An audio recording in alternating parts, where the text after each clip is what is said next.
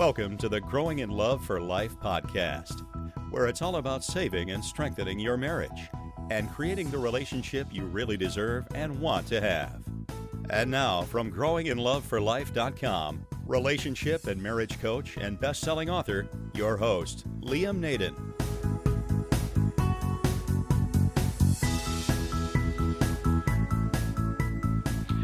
This is episode 29 of the Growing in Love for Life podcast. Hi everyone, it's Liam Naden here. Welcome back to the latest episode of our podcast. And today I wanted to give you something a little bit different. And what this is, recently I was a guest on the January Jones Sharing Success radio show. Now, if you're not familiar with January Jones, she's the author of the Amazon bestseller, Thou Shalt Not Whine, and her radio show is one of the most popular on the internet with more than 1.5 million listeners to date. And I talked to January on her show as a guest about a number of things relating to saving and strengthening your marriage. And it was such a great show, I really enjoyed sharing the information with her listeners that I felt I wanted to share it with you too. Because many of the things I talk to January about, or I talk to her about on the show, were very valuable, and I think you'll find that they're things that you can use to save and strengthen your marriage. So what I've done this week in this podcast is I've created an edited version of my interview with January Jones. So that's what we're going to have coming up, and I hope you enjoy it.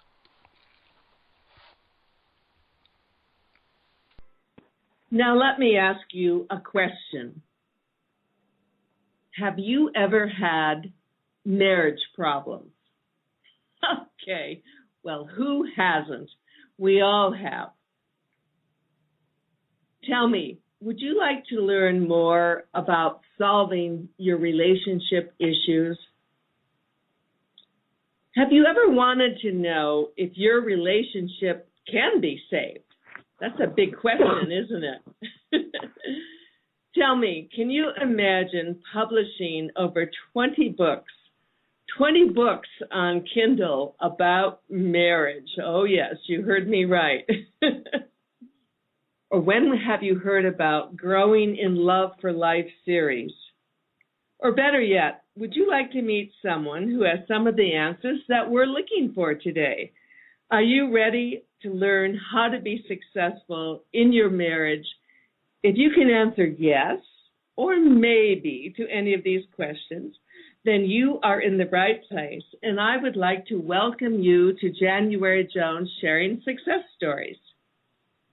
Today I will be introducing you to my guest. He is a success coach extraordinaire.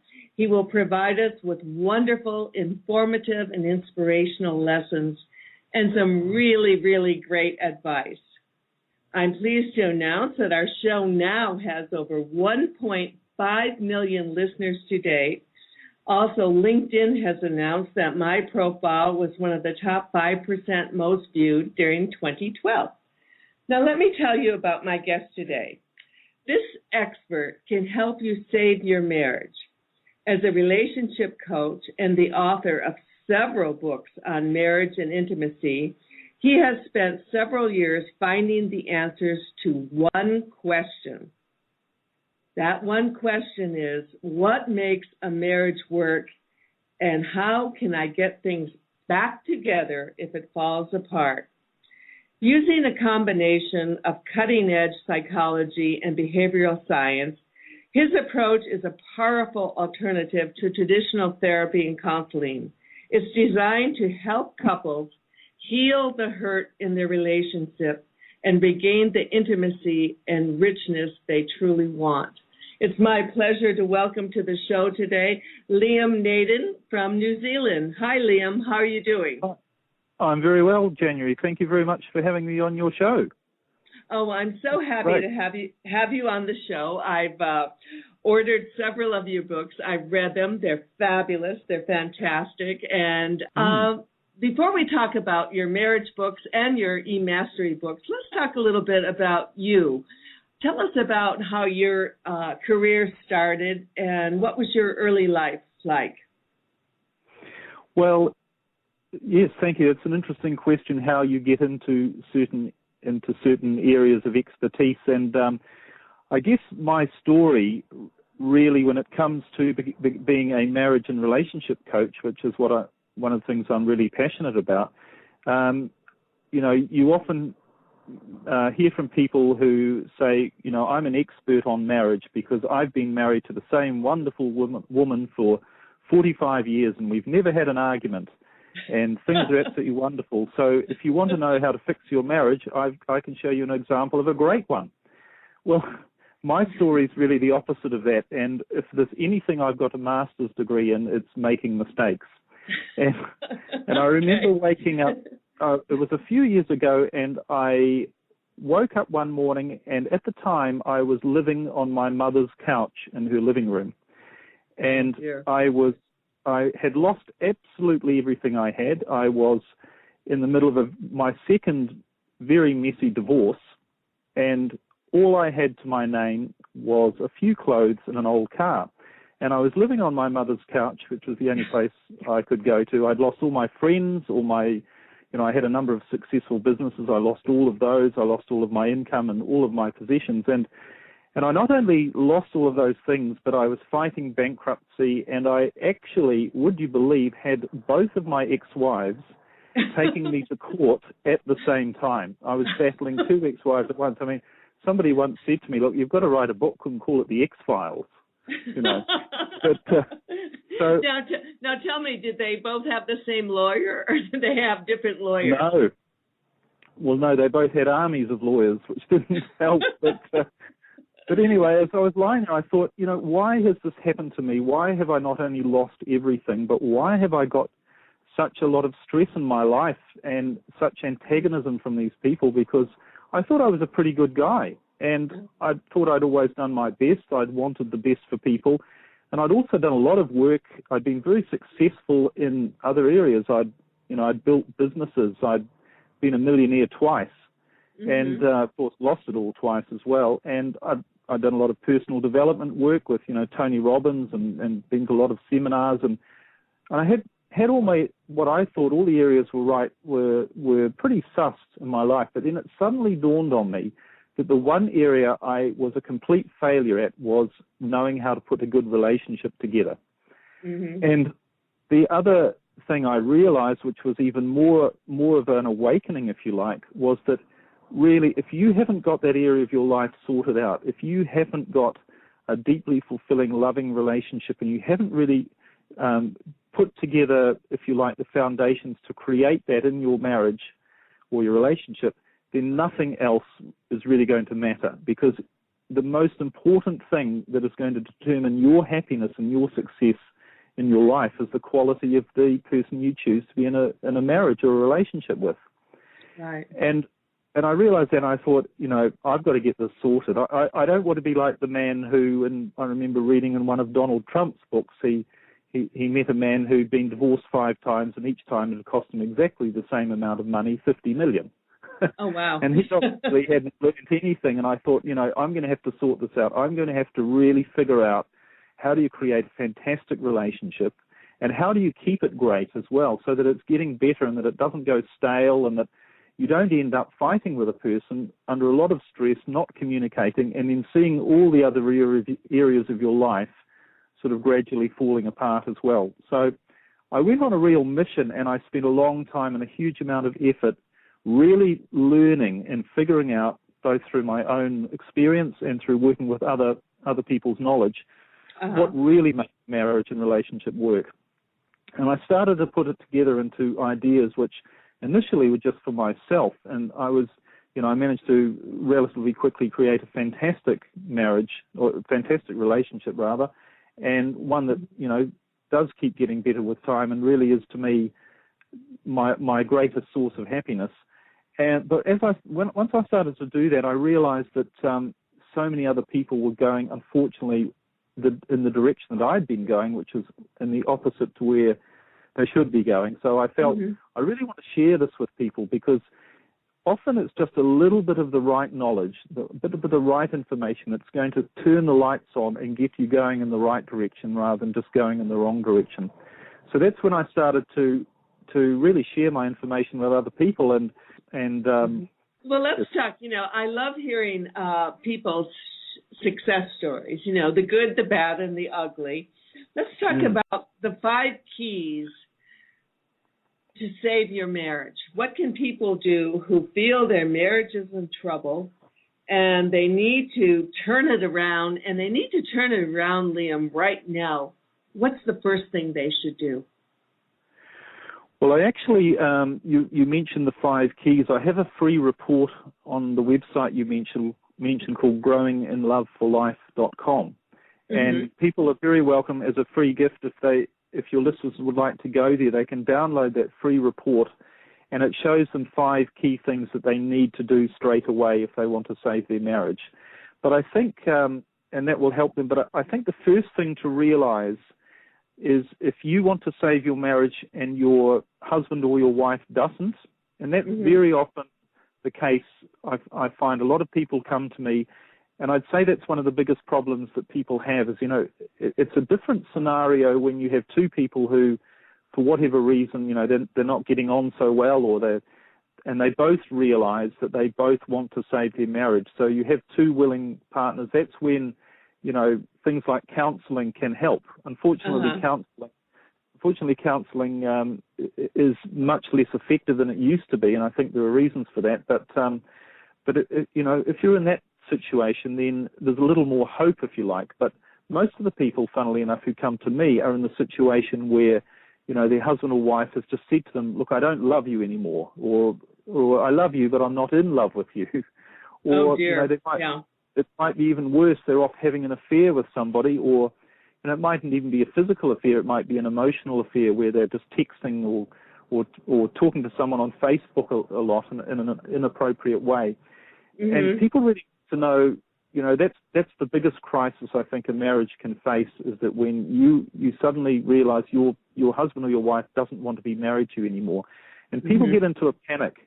And I think our first reaction when we do that is to think they've got to try and talk their husband or their wife into staying with them. So they use all sorts of things like guilt, or, they try to make them feel guilty. How could you do this to me? Or they try and plead with them, please, will you try and stay and work on our marriage? Or they might try, another common thing is they think, well, if I really try hard and show them how much I love them and really make them feel good, then they're going to they'll suddenly realize they do want to stay with me. And what I think the problem is, what most people really need to realize is, and when you really think about this, you'll realize that it's true, that the reason your husband or your wife wants to leave is that they're no longer having the emotional needs met by you. In other words, they're not feeling good when they're around you. So you have to realize that anything that you do that makes them feel worse being around you, such as arguing with them or pleading with them or smothering them, you've got to stop doing, because it's only going to go away more quickly. And of course, you can't talk somebody into staying if they've decided they want to leave, because apart from anything else, words are cheap. So, I think that's the first thing, is to stop and also not panic and realize that even if they've moved out, even if they've left you, even if they're having an affair or they're saying they're going to leave, it's never too late to save your marriage. I mean, I've known people who, have worked with me, people have moved out 6 months later. But if you have had a loving relationship originally, then you can certainly get that back, no matter how much time has gone and no matter what the situation is. But the more you panic and the more you put stress into the situation, the less likely you are to save that situation, save that marriage. Okay, and Liam, that is great advice. Remember, if you're out there and your marriage is in trouble, do not panic. That's the most important thing you need to remember. What's the second thing?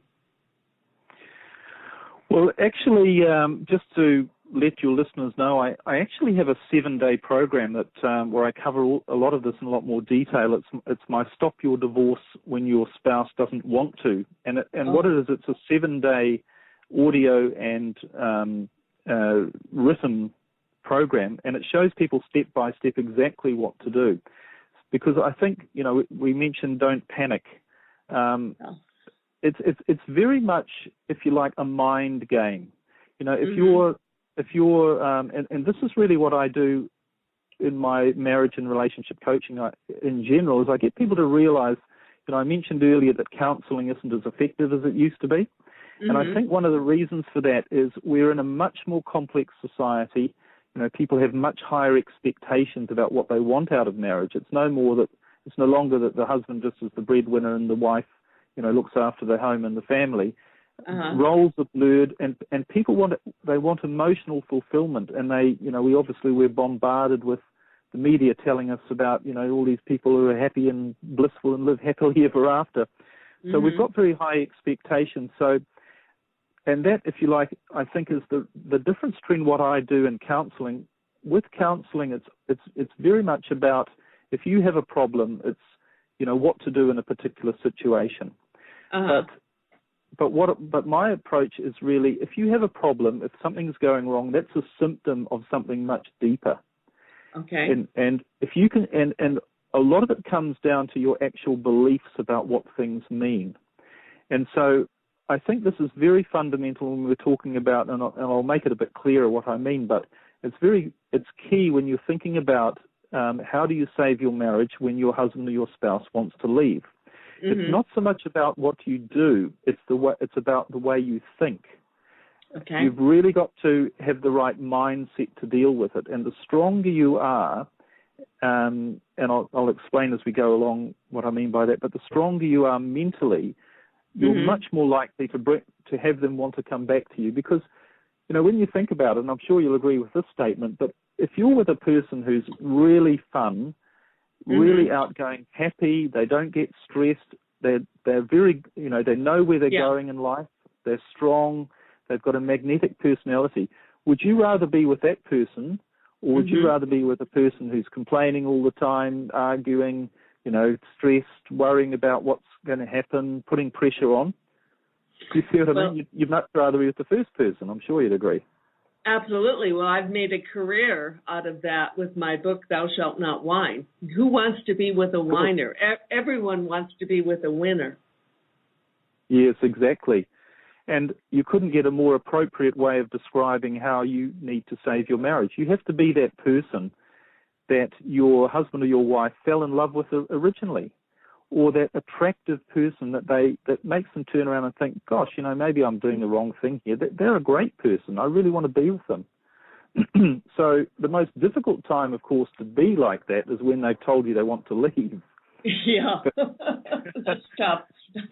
Yeah, and as I say, this is really what I help people do, is to get that mental strength through doing the right things. You do need to do some of the right things, and you need to stop doing some of the wrong things, and you need to know what they are. But it's very much about a mental game of how can I be really attractive, as of course I was attractive when we first got together. You know, that was the sort of person I was.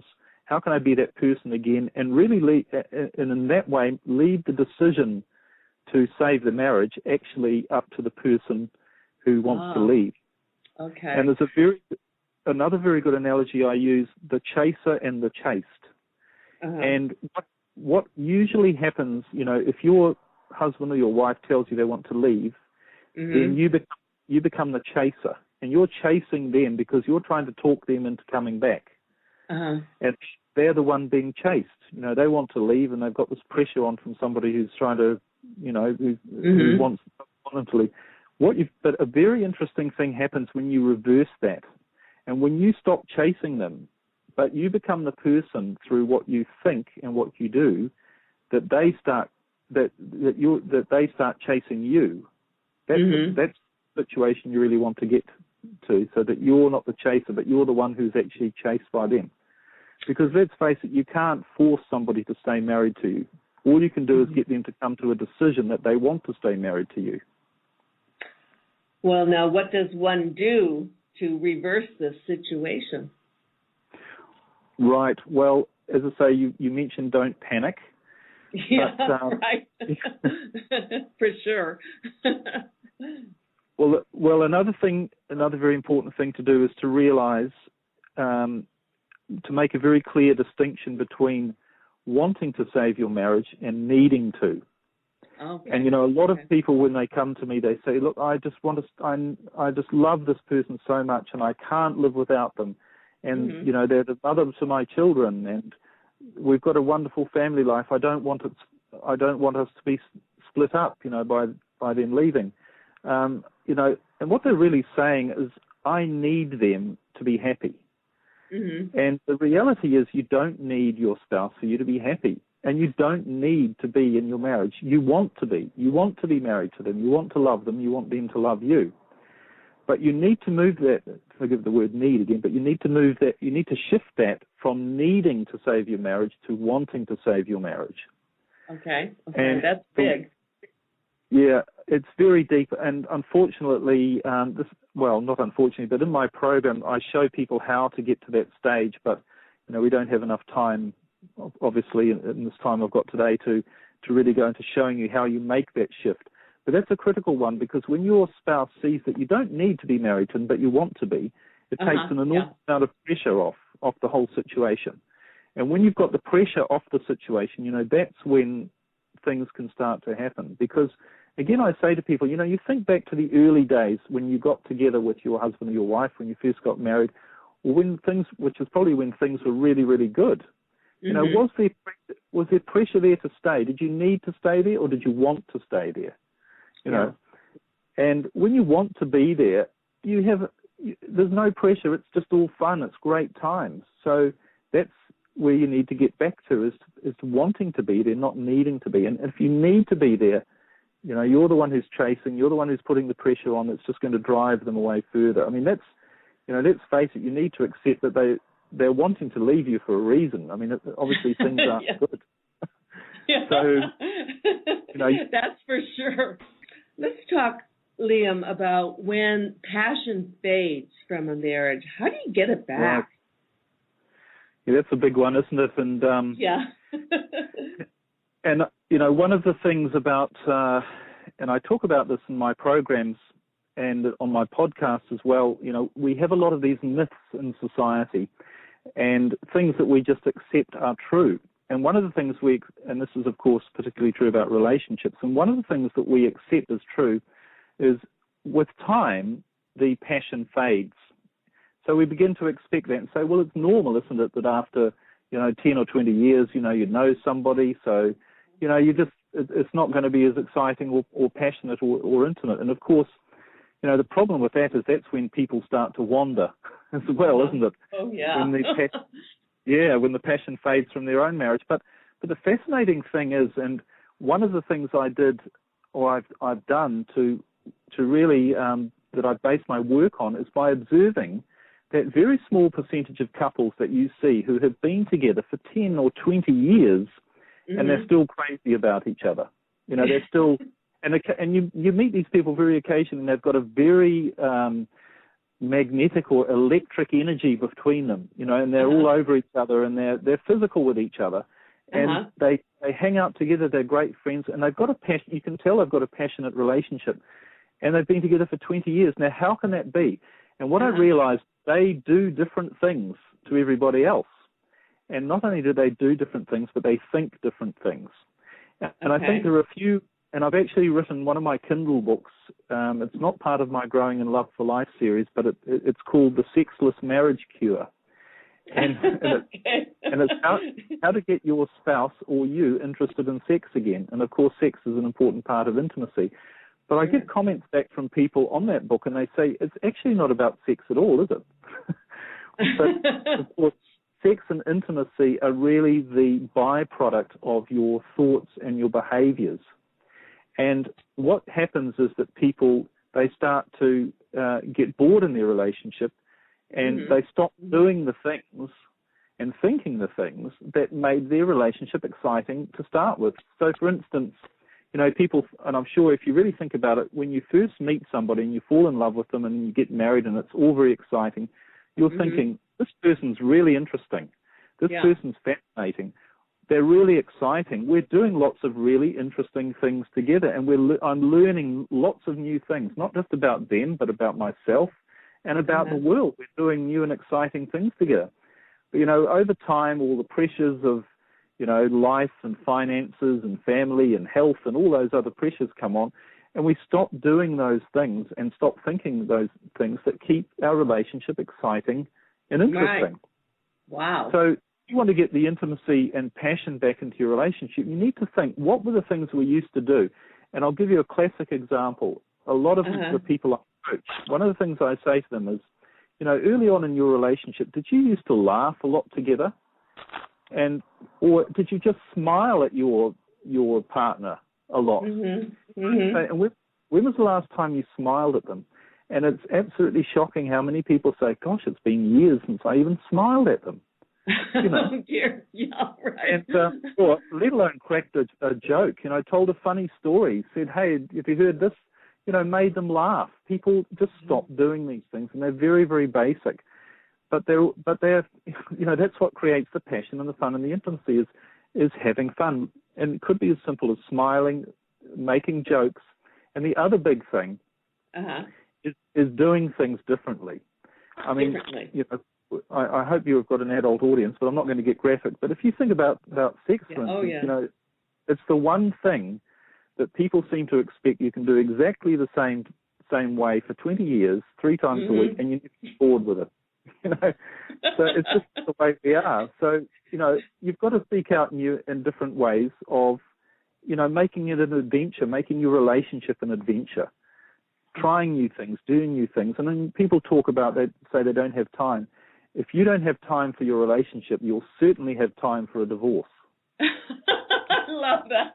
Well, and I love the part where you asked me if I have an adult audience. And Liam, I do have an adult audience. And Good. our advice to our adult audience is adventure, to do things differently. And that will certainly add spice to your life, won't it? Yes, absolutely. And, in your sexual relationship, maybe there's things you've wanted to try. Maybe you've got a few naughty thoughts. I mean, everyone's reading 50 Shades of Grey at the moment. But I think that's healthy. We're not here as human beings to suppress our feelings and our emotions. We're here to develop them and learn from them and be who we are.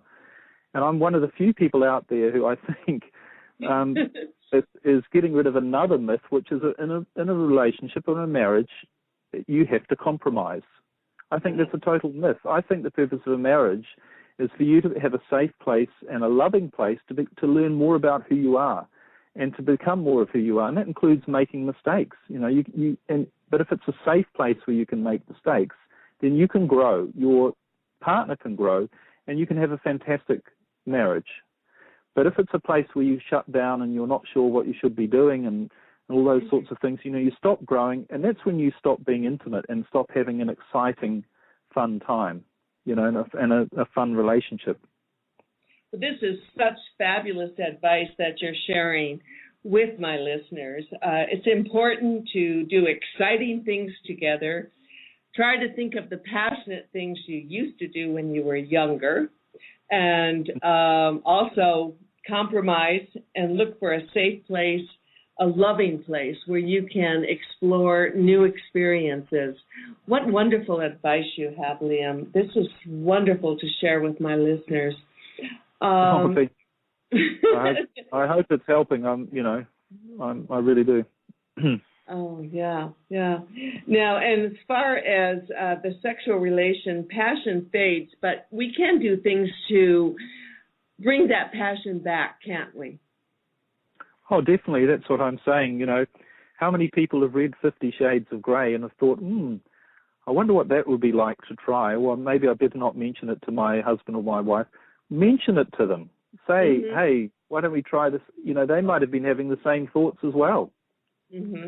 But be a bit adventurous in your sexual life as well. I mean, we're brought up with all these rules and about what you can and can't do. I mean, and I'm not saying that you should just do anything that you want to do and hurt everybody as you go along. But within a relationship, you've got that wonderful opportunity to explore with somebody else things out in the world, whether it be travel or your, different experiences, and they include sexual experiences. So if you can talk about it with your husband or your wife, and that's I think it's a healthy thing to talk about it, and say, why don't we have a look into this? Why don't we go to an adult shop and just for a laugh and see what's in there, or go to an adult club or something, and just you can do all of these things that really bring back some eroticism and some sexual tingle back, if you like, sizzle back into your relationship.